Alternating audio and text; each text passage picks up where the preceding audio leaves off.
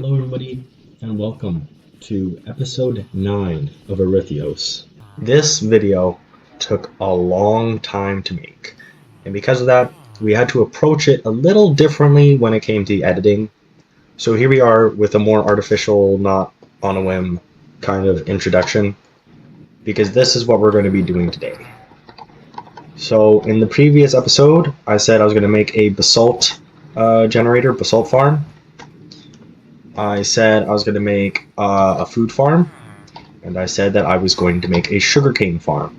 But there are a couple intermittent steps that need to be completed in order for all of this to happen, which is why this episode took so long to record and even more time to edit. So first things first, the basalt generator has to be dug down around about 30 blocks.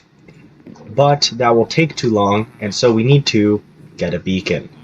And so that's where we're going to start off with first, is getting a beacon.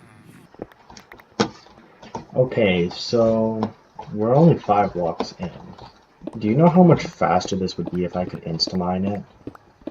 I mean, I would get a beacon, but I don't have any of the resources at all. Wait, I do, because I have so much iron. I can make a full iron beacon. Wait, it might be worth just straight up killing the wither this episode. So yeah, I think we should go to the Nether and kill the wither.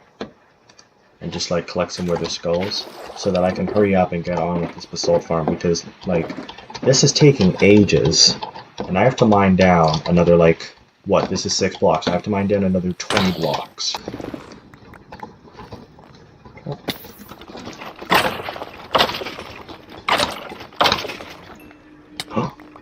Skull number 1.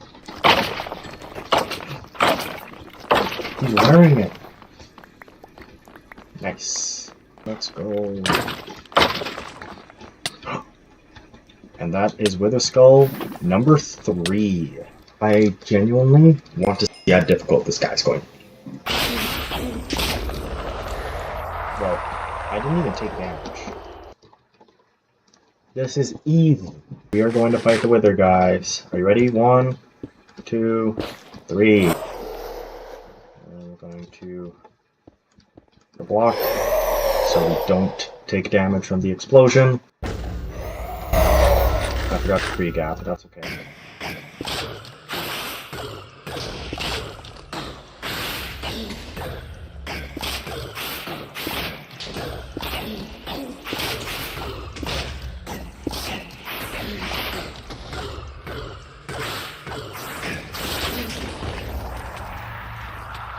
This guy is so easy, it's actually kind of funny. Also, I really need this andesite. Give me this andesite.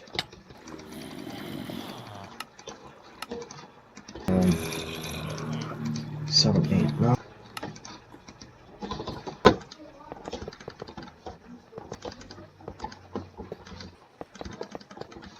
Alright. Beacon!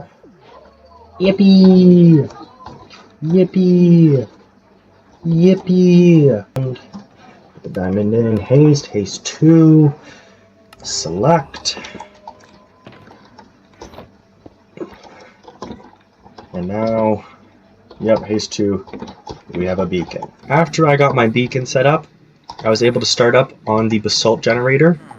I used Big Booty 17's design, but his is for the Nether, and so I had to change it for the overworld, and I made some modifications. You can find a link in the description to a short tutorial, unlisted tutorial, that I've made on how to do my overworld design of the farm. Big Booty 17's farm will also be in the description. And so, after I gathered all the materials, I started up the generator.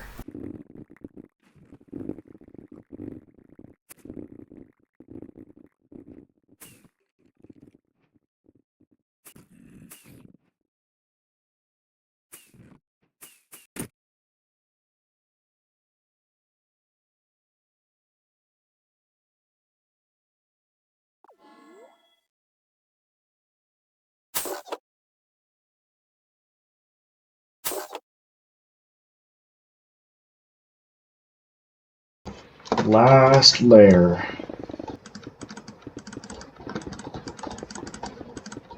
And there you have it. It's done. We need a lot of obsidian. And then we can get started on the base.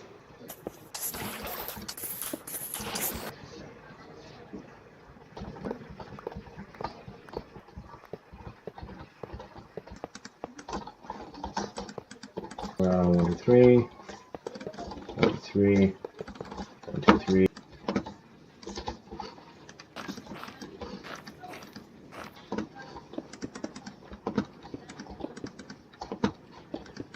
So this is going to be the area where our basalt gets broken, and if you watch, you'll see that basalt will form. There you go. It's forming. And now we're going to want to make the TNT point. Up to this point, I've been following Big Booty 17's tutorial, but his design is for the Nether, which has a faster lava flow rate speed, and because of that, this model doesn't actually work in the overworld, and it will blow up. So I actually had to go around and modify this in order to fix that issue.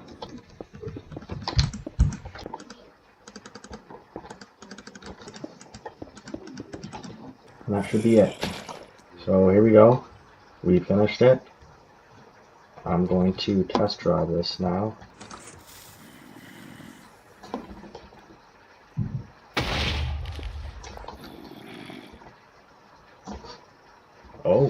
Oh, that's why. I forgot that there is supposed to be a wall here. We should be able to just... And now this should theoretically work.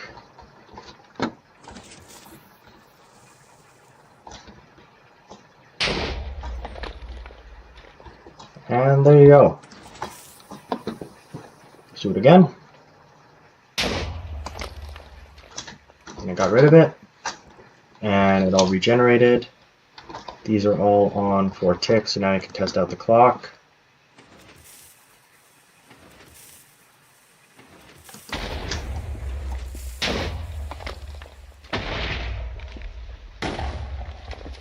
And there you go, it works. After that, in order to make the food farms, I needed smooth stone, as you can see. I needed emeralds, or in other words, villagers, because they will be harvesting my crops.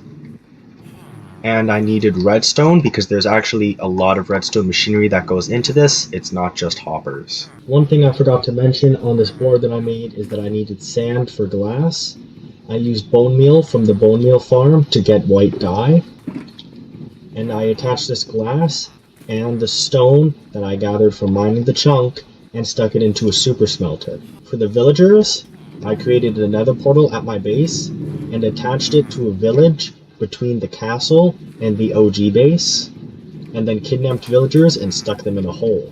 After farming around 20 villagers, I had enough for the farms. For redstone, I went to this nearby cave and just started mining. I ended up getting all of these materials out of order and only when I realized I needed them, which is why I'm just telling you how I got them instead of showing you, because that would be really difficult to chronologically edit. 13 basalt, so we're getting quite a bit of basalt out of it. I just tried to fly with a piece of bread. That is embarrassing. And I get that these things are rocking around, but that is intentional. Or not intentional, but there's nothing wrong with that. It doesn't mean anything for the machine. I'm gonna copy this world, and then I'm gonna kind of figure out what I want to do.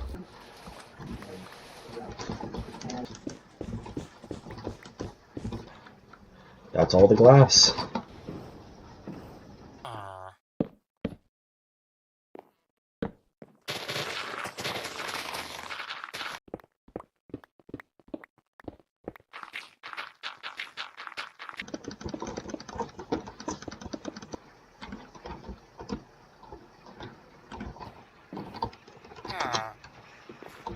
Get in.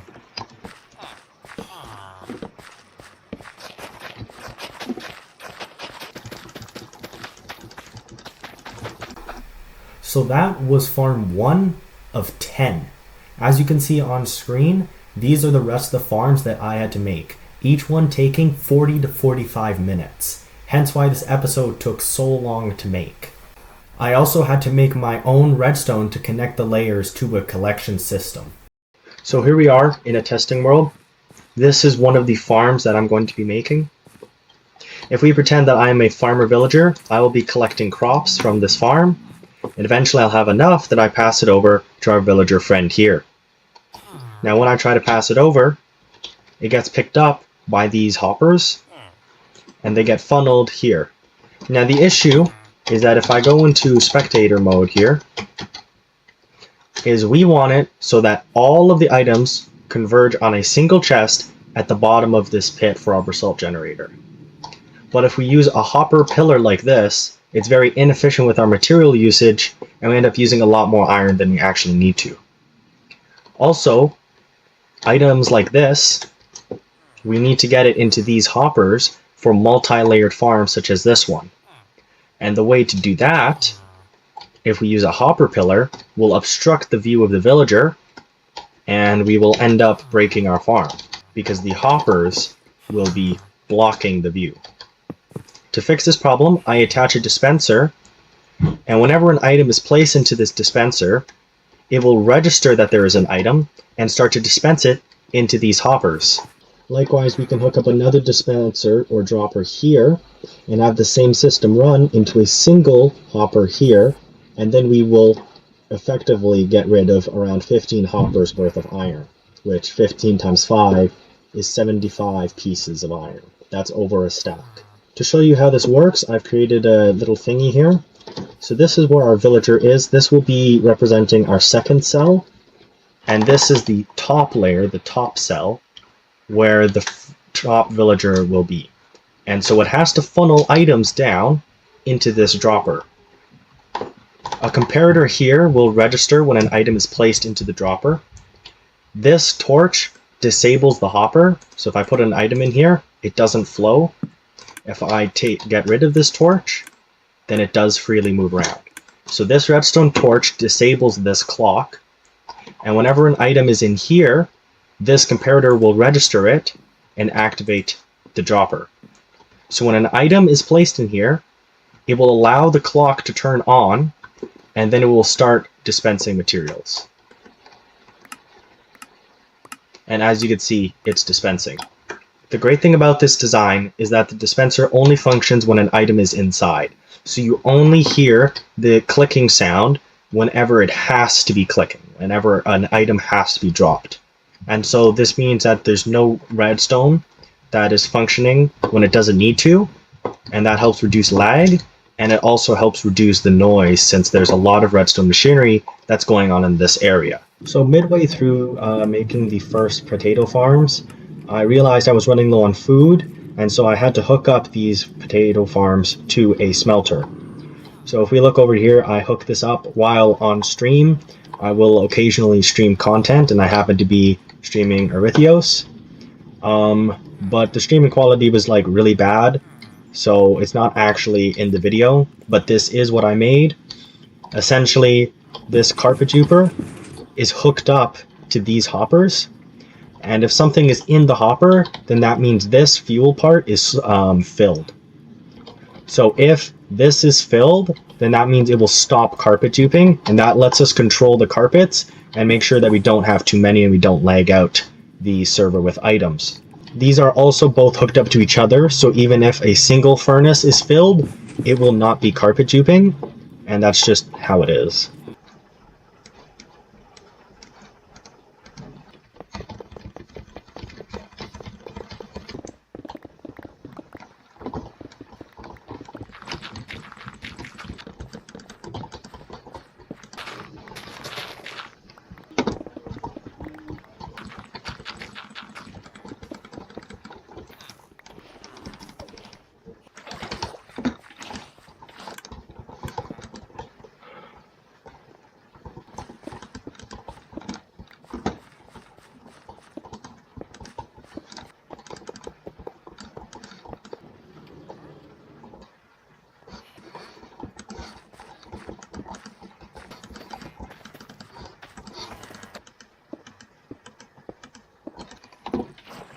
This, oh, beautiful.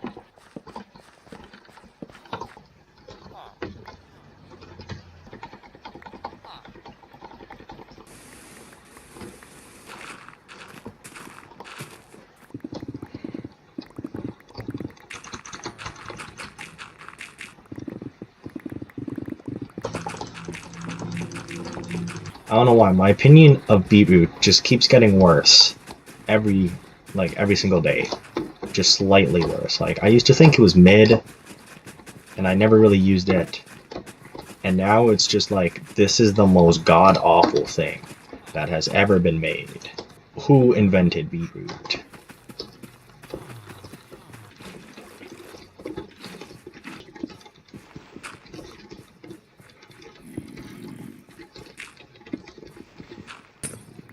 Beautiful. That's a lot of babies. Oh my god, they're still giving each other potatoes. Also, this thing is disgusting. I'm just gonna... yeah.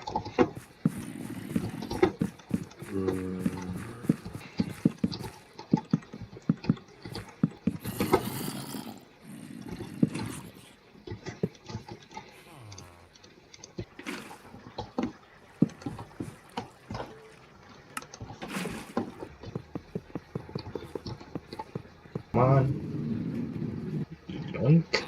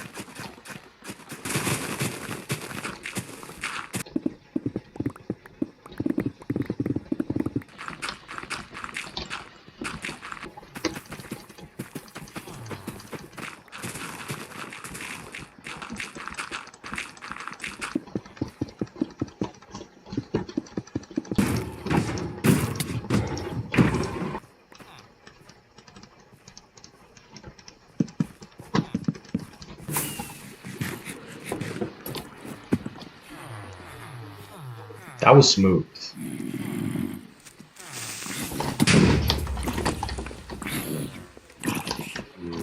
That was close. Like, really close. That could have been the end. That might not seem like it, but like, my chest plate was not equipped. I was wearing my elytra, and a point-blank creeper explosion can for sure kill you if you're wearing just your elytra.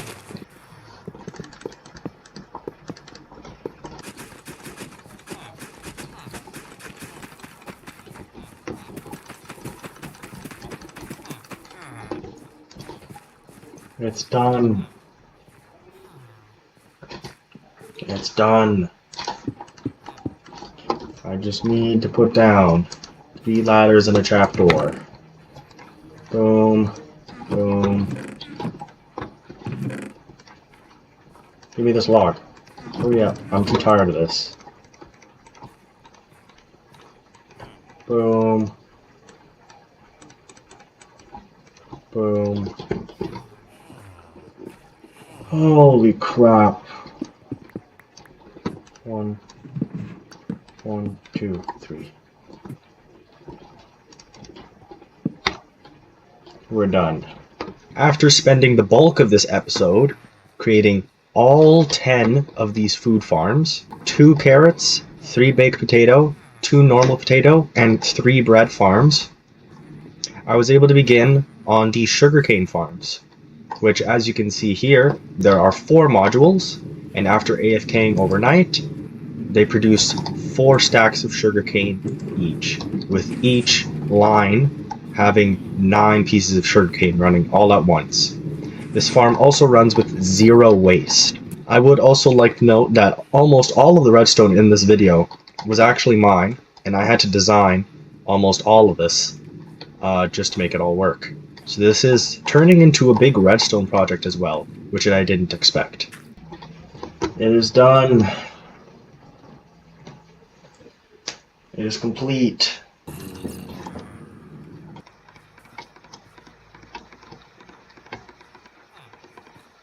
Yeah.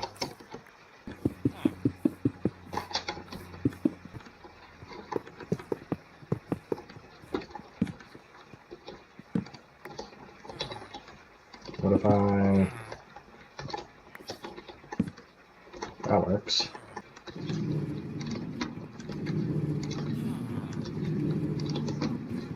There you go. Okay. So this would be our contraption to disable the farm.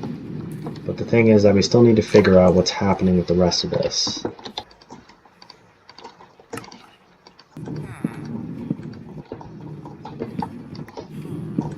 So like if I turn this on, oh, it's only that one because of how I put the torch down. So if I do that, I disable the minecarts as well.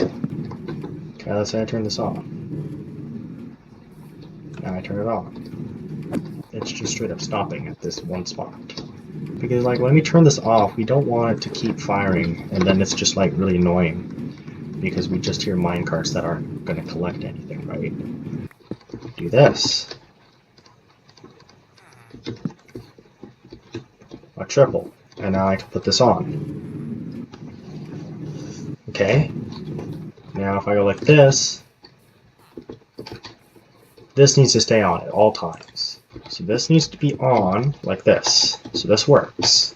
Now when I hit this, these three should stay on, but this hopper should be disabled, and this rail right here should stop. I mean, I could just make this redstone block. No, because then it will interfere. Wait. If I make this a redstone block, but that's going to use so much redstone. There's got to be a better way to do it. Like, you know, we'll just use a redstone block. It's fine. It doesn't matter. And then actually, if I enable all of these, I should see all of them moving perfectly fine. Moving, moving, moving. Moving. Done. Perfect. Beautiful. And then this. And then this. We need a bunch of sugarcane, which is at my base. I'm stupid. It is official. I am a big dum-dum. If I'm going to die to anything in this world, it's going to be flying and crashing into something. That is the only way that I will die. I'm calling it. I'm calling it. Flying too fast, or like carelessly, or like I lagged, and I smash into something. That is how I'm gonna go out. No doubt in my mind.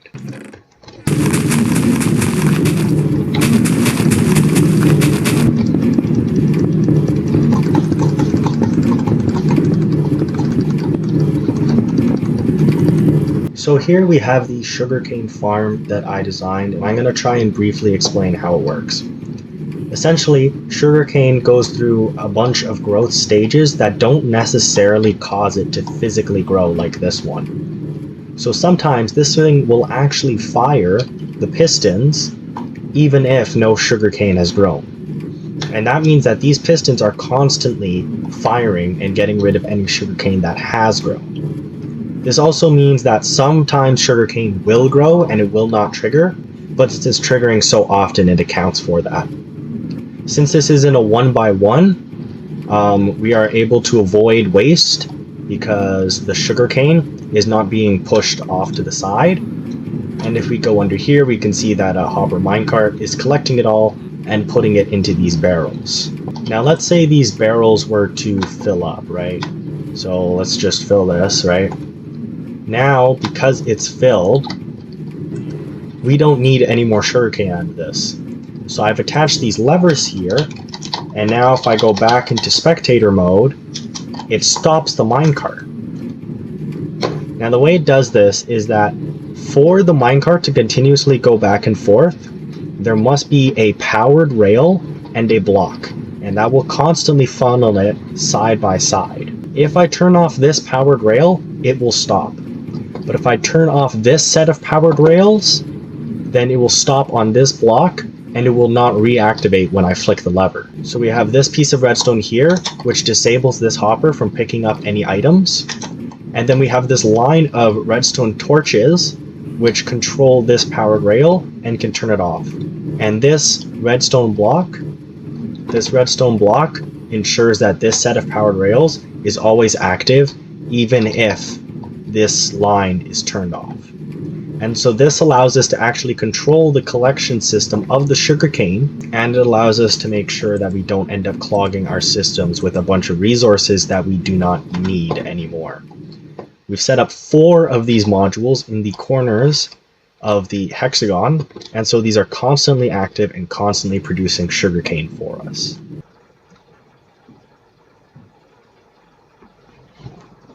Look how beautiful it is. So this might become like a 40-minute episode or a hyper condensed like 20-minute, 25-minute episode. But regardless, we did a lot of things. Like in this episode, we made 4 sugarcane farms in the quadrants of our huge combination of 7 hexagons inside of one major hexagon. And we made a basalt generator with 7 or 6 different farming areas, 3 baked potato farms, 2 carrot farms, 3 individual wheat farms, and 2 normal potato farms. And then we fought the wither for the friggin' beacon, and we made like a little villager breeder over here so that we can transport it. Like, this episode has been absolute chaos. I have no clue how in God's name I'm gonna edit this with all the stuff going on. But bottom line is, we're done. It's good. We're complete. And now I'm going to AFK overnight to celebrate. And this is it. We're just gonna stand here and AFK all night. I'll see you guys in the morning. Let's just see how many are in this thing. Oh my lord.